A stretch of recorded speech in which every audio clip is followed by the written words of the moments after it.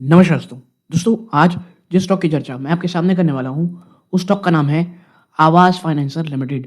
और आवास फाइनेंसर में आप देखोगे तो स्टॉक अपने 52 वीक लो के आसपास ट्रेड कर रहा है। इसका 52 वीक लो है 1264 और ये अब ट्रेड कर रहा है 1308 रुपये में।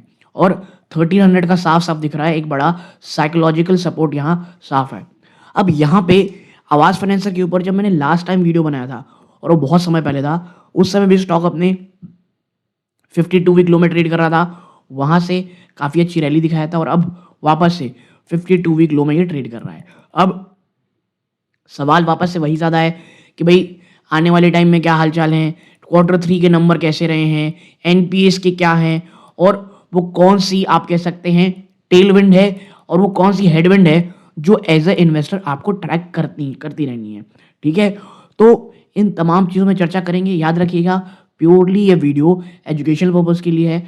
आप कोई भी आप कह सकते हैं खरीदारी या बेचने का काम करें तो अपनी वित्तीय सलाहकार सलाह ज़रूर लीजिएगा। ओके? नाउ अब आते हैं एक-एक करके। देखो, आवास फाइनेंसर ने क्वार्टर 3 के नंबर दिखाए, व्हाइल जो फाइनेंशियल परफॉर्मेंस रही वो स्टेबिलिटी और एक मजबूत एसेट क्वालिटी दिखाती है। लेकिन स्टॉक करेंटली ना एक प्रेशर फेस कर रहा है 52 वीक लो के आसपास फरवरी में, क्योंकि कुछ कंसर्न्स दिख रहे हैं ओवर कॉम्पिटिटिव इंटेंसिटी और स्लोअर एयूएम ग्रोथ की earlier in the fiscal year. यानी कंपटीशन और एयूएम में ग्रोथ में जो कमी है वो साफ दिख रही है, जो कंपेयर टू लास्ट ईयर। ठीक है?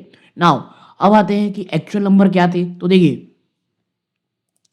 आवास ने तो हाईएस्ट एवर क्वार्टरली प्रॉफिट दिखाया, जो ड्रिवन था पहला मार्जिन में एक्सपेंशन था, कॉस्ट मैनेजमेंट काफ़ी ज़्यादा डिसिप्लिन थी और आप यहाँ पे देखेंगे तो जो नेट प्रॉफिट था वो 16% से ऊपर का जंप दिखाया, क्योंकि जो नेट इंटरेस्ट इनकम थी वो हाई रही और ऑपरेशनल इफिशिएंसी में काफ़ी हद तक कंपनी ने मजबूती की। यानी दिन प्रतिदिन के जो काम हैं उनमें कम से कम खर्चा करके मैक्सिमम आप कह सकते हैं रिजल्ट निकाला।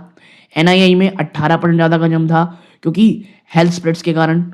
फिर एयूएम में आप देखोगे 15% का जंप था और कंपनी ने माइलस्टोन हिट किया है 20,000 करोड़ की बैलेंस शीट का।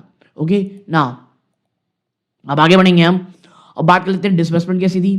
तो 10% ज़्यादा की थी और ये एक recovering from a slow quarter 1 के नंबर। फिर NIM net interest margin 27 basis point का जंप आया, क्योंकि जो कॉस्ट ऑफ फंड थी वो काफ़ी कम हो गई, मात्र 7.68%। अब आते हैं हाउसिंग फाइनेंस में। हर कोई एक बात जानना चाहता है कि भैया एनपीए का क्या हालचाल है। ग्रॉस एनपीए इंप्रूव होकर के 1.19% में है, जो पहले 1.24% थी। तो भाई good.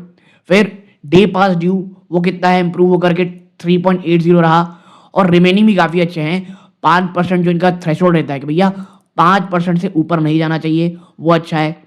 Credit cost anchored at 16 basis point और गाइडेंस रखी गई है कि भैया हम ना 25 बेसिस पॉइंट के नीचे ही रखेंगे। ये काफ़ी पॉजिटिव था। ओके, नाउ अब हम आगे बढ़ें उससे पहले दोस्तों, मात्र 11% ऐसे व्यूवर हैं जो हमारा वीडियो देख रहे हैं, चैनल सब्सक्राइब कर रखे हैं। आपका बहुत बहुत धन्यवाद। अब अगर आप 88.9 में हैं, आपका भी धन्यवाद कि आप हमारा वीडियो देखते हैं, बट प्लीज़ चैनल को जरूर सब्सक्राइब कीजिएगा। और बता दूं, आपको किसी अन्य स्टॉक पे चर्चा करानी हो वो भी ज़रूर बताइएगा। और इस प्रकार की वीडियोस बनाने में दोस्तों बहुत बहुत मेहनत लगती है। ओके, नाउ अब आते हैं फ्यूचर प्लान क्या है और स्ट्रैटेजिक इनिशिएटिव क्या है। देखो, मैनेजमेंट ने ना एक एग्रेसिव रोड मैप आउटलाइन किया है फॉर फाइनेंशियल 27 टू रीगेन क्या रीगेन ग्रोथ मोमेंटम। देखो, क्योंकि स्लो डाउन तो है, एयूएम में है स्लो डाउन, और आप पाओगे कि जो एयूएम और डिसबर्समेंट टारगेट्स हैं फॉर फाइनेंशियल ईयर 27, आवास टारगेट कर रहा है 25% का डिसबर्समेंट ग्रोथ और 17 से 18% का एयूएम ग्रोथ। फिर ब्रांच एक्सपेंशन प्लान ये किया जा रहा है कि ऐड किया जाएगा अप्रॉक्सीमेटली 50 नई ब्रांचेस इन फाइनेंशियल 27 और फोकस होगा टीयर 2 और टीयर 3 सिटीज में। कहां पर? इन उत्तर प्रदेश, तमिलनाडु, आंध्र प्रदेश और तेलंगाना। फिर ब्रांच एक्सीलेंस प्रोग्राम, कंपनी ने ये जो प्रोग्राम है लॉन्च किया है 5 की प्रोजेक्ट, नींव, निपुण, संपूर्ण, सेतु और राइस। किस चीज़ के लिए? ताकि वो इम्प्रूव कर पाए टर्न अराउंड टाइम, ठीक है, टर्न अराउंड टाइम होता है कि ये हमको एक क्वेरी आई, एक आदमी को हमको लोन देने के लिए आया है, देना है नहीं देना है, डिसीजन लेने के बाद पूरा लोन उसको देने सा। और फ्रंट लाइन प्रोडक्टिविटी जो अभी करंटली टैट है वो ऑलरेडी रिड्यूस हो चुका है 13 दिन से सीधा 6 दिन। फिर डिजिटल सोर्सिंग टारगेट किया जा रहा है 500 करोड़ रुपए पर मंथ की फ्रॉम डिजिटल चैनल्स, ठीक है, सीएस और ई मित्र पोर्टल से। फिर हम आगे बढ़े भाई, सिग्निफिकेंट इन्वेस्टमेंट और funding. As a housing finance company order अक्सर क्या रिफर होते हैं टू क्रेडिट लाइन और फंडिंग। तो देखो रिकॉर्ड फंडिंग Q3 जो 26 के नंबर आए, आफास ने रेस किए 975 करोड़ जो लगभग होते हैं $108 मिलियन थ्रू अपने लार्जेस्ट एवर एनसीडी प्लेसमेंट से with marquee multilateral financial institution, यानी कुछ बड़े अलग अलग प्रकार के बड़े बड़े फाइनेंशियल इंस्टीट्यूट के साथ ये काम किया गया है।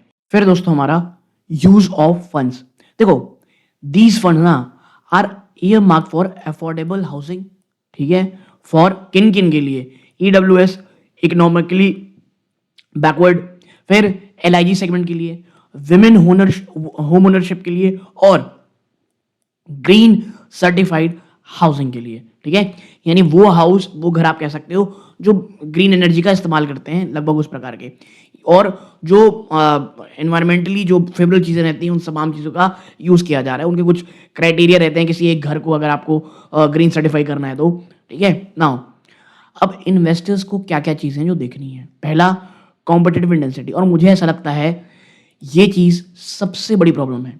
बैंक और लार्ज हाउसिंग फाइनेंस कंपनी ना वो बहुत एग्रेसिव होकर के अफोर्डेबल हाउसिंग की ओर घुस रहे हैं, और क्यों ना घुसेंगे, प्रीमियम घर भाई साहब बिक नहीं रहे हैं, ठीक है, और अफोर्डेबल हाउसिंग ही ऐसा रहेगा एक सेगमेंट जहाँ पे हर कोई आना चाहता है।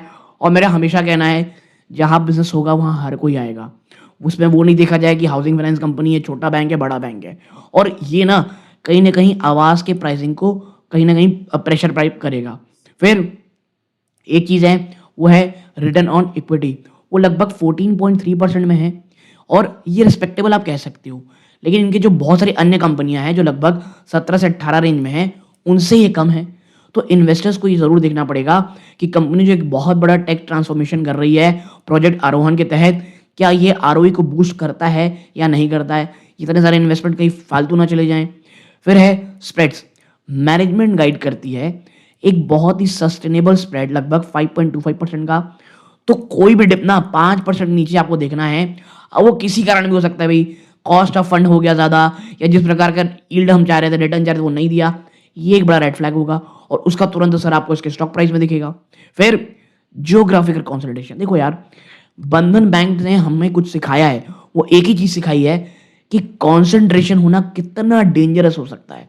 और आज भी जब आवास एक्सपैंड कर रहा है तो वो नॉर्थ में कर रहा है और वेस्ट इंडिया में, और सक्सेस जो है ना सदर्न स्टेट में, ये एक बहुत इंपॉर्टेंट और क्रूशियल डाइवर्सिफिकेशन होगा, ठीक है। तो ये चीज़ें हैं 4 चीज़ जो आपको ज़रूर देखनी है। फिर आते हैं यहाँ पर ब्रोकरेज रिपोर्ट और टारगेट में। देखो इस गिरावट के बावजूद बहुत से ब्रोकरेज हाउस ना बहुत ज़्यादा ऑप्टिमिस्टिक हैं लॉन्ग टर्म कंपाउंडिंग स्टोरी में। प्रभुदास भाई साहब कहते हैं 1700 का टारगेट देते हैं। उनका ये मानना है कि जो डिसबर्समेंट है वो कहीं ना कहीं अब बढ़ेगा तेजी से और सस्टेन करेगा फाइनेंशियल 27 में। प्रोडक्टिविटी वापस से गेन हो रही है कुछ नए ब्रांचेस ऐड होने के कारण। आईडीबीआई कैपिटल कहता है 1583 करोड़, वो इसे वैल्यू करता है 1.9 टाइम्स ऑफ फाइनेंशियल 28 की earning price to book value में, ठीक है, क्योंकि उनका ये मानना है कि भाई साहब एसेट क्वालिटी बड़ी शानदार है, ठीक है, एसेट क्वालिटी कंपनी की जो है वो बहुत ज़्यादा अच्छी है और मार्जिन स्टेबल है। फिर आते हैं कहाँ पर, हम आते हैं ट्रेंड लाइन कंसेंसस में 1719 का टारगेट है। जो एवरेज है ना 19 एनालिस्ट का, वो रिप्रेजेंट करता है ऑलमोस्ट 30% अपसाइड इन करंट लेवल। लेकिन मैं बता दूं इसमें बिल्कुल जाने की ज़रूरत नहीं है। मैं बार बार कहता हूं इन चीज़ों को ज़रूर देखें कि टारगेट दिया है उसके पीछे का रैशनल क्या है, ठीक है, क्योंकि हम सबको पता है इतिहास, रिजल्ट थोड़े इधर उधर होते हैं, टारगेट सीधा नीचे ही लोग कर देते हैं और फंसता कौन है, आपके और मेरे जैसा आम आदमी। तो कहाँ क्यों जा रहा है और अपनी बुद्धि लगाएं और ट्रैक करें कि ऐसा हो क्यों नहीं रहा है, ठीक है। मार्केट बोलो जैसे कहता है सेल कर रहा है, उनका ये मानना है कि जो करंट वैल्यूएशन है लगभग 2.7 times of its price to book value, वो रिलेटिव टू इनका जो आरओई अब लगभग फ्लैट हो चुका है, उससे मैं इत्तेफाक नहीं रखते। फिर टेक्निकल बहुत ज़्यादा बेरिश है, ये कहती हैं। और आप देखेंगे यहाँ पे तो ये टेक्निकल लेवल है, आप पॉज करके पढ़ सकते हैं। ये एआई जनरेटेड है। हाँ, आरएसआई मोमेंटम आप देखोगे तो जो आरएसआई है ना, ये लगभग ओवरसोल्ड ट्रेजेक्टरी में ट्रेड, आप कह सकते हैं टेरिटरी में ट्रेड कर रहा है। लेकिन प्रॉब्लम क्या हो रही है, ये और एक पोटेंशियल टेक्निकल बाउंस दिखता है, लेकिन बाई साइड का जो वॉल्यूम है ना भाई साहब, कोई ये कन्विक्शन दिखाता ही नहीं है। इंटरेस्ट बहुत ज्यादा कम है, ठीक है। मतलब बहुत ज्यादा गिरावट नहीं भी होगी तो कोई रैली आने के चांसेस अभी तक तो नहीं दिख रहे हैं जब मैं वीडियो रिकॉर्ड कर रहा हूं, ठीक है। तो वर्ड क्या है, देखो एक बात में हर कोई हाँ ही बोलेगा, क्वालिटी कंपनी है आवाज, जो कि एक रीजनेबल प्राइस में है, लॉन्ग टर्म इन्वेस्टर्स के लिए काफी अच्छी है। बट जो करंट टेक्निकल स्ट्रक्चर वो काफी वीक है। वेट एंड वॉच का अप्रोच रखना चाहिए जब तक स्टॉक भाई साहब 1350 के ऊपर जाकर के एक बार सस्टेन हो जाए, क्योंकि देखो एक पिक्चर क्लियर हो जाएगी, टेक्निकली काफी चीजें क्लियर हो जाएंगी, और फिर जो पोटेंशियल है, जो आप कह सकते हो गिरावट के चांसेस काफी हद तक कम हो जाते हैं। और हमेशा याद रखिएगा, स्टॉक मार्केट में नथिंग इज एब्सोल्यूट, आपको ट्रैक करना पड़ेगा। आज के समय में प्लीज आप ऐसा कर ही नहीं सकते हो किसी स्टॉक को खरीद और भूल गए। हम देखेंगे इतनी ज्यादा वॉलेटिलिटी रहती है ना आज के समय में, गुड न्यूज बहुत ज्यादा पॉजिटिव रन दे देती है स्टॉक को, और बैड न्यूज उतनी ज्यादा गिरावट दिखा देती है।